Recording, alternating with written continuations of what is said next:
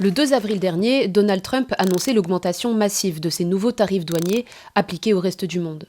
Sur ce tableau, présenté en conférence de presse et mis en ligne sur le site du ministère américain du Commerce, on peut lire que la Chine sera taxée de droits de douane supplémentaires de 34%, l'Union européenne de 20% et le Vietnam de 46%. Mais à vrai dire, comment ces taux ont-ils été calculés ? Eh bien, à partir de cette formule. À première vue, elle paraît très compliquée, mais au final, elle est assez simple. Il s'agit d'une division du déficit commercial américain envers un pays par les importations des États-Unis venant de ce même pays. Ici, ce sont juste deux constantes, dont la multiplication donne 1, ce qui ne change rien au résultat.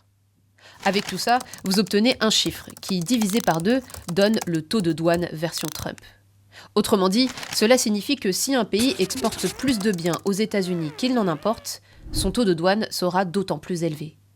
Mais selon les économistes, ce raisonnement n'a pas de lien logique avec celui des barrières douanières, et il désavantagerait avant tout les pays peu développés.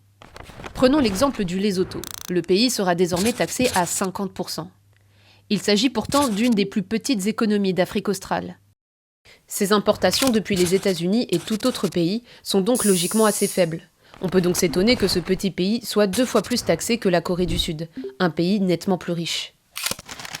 Une semaine après l'annonce de ces nouveaux tarifs douaniers, le président américain a décidé de les suspendre pour une durée de 90 jours pour 75 pays. Ils pourront toutefois servir de base à de prochaines négociations, bien qu'ils soient décriés par une grande majorité d'experts économiques.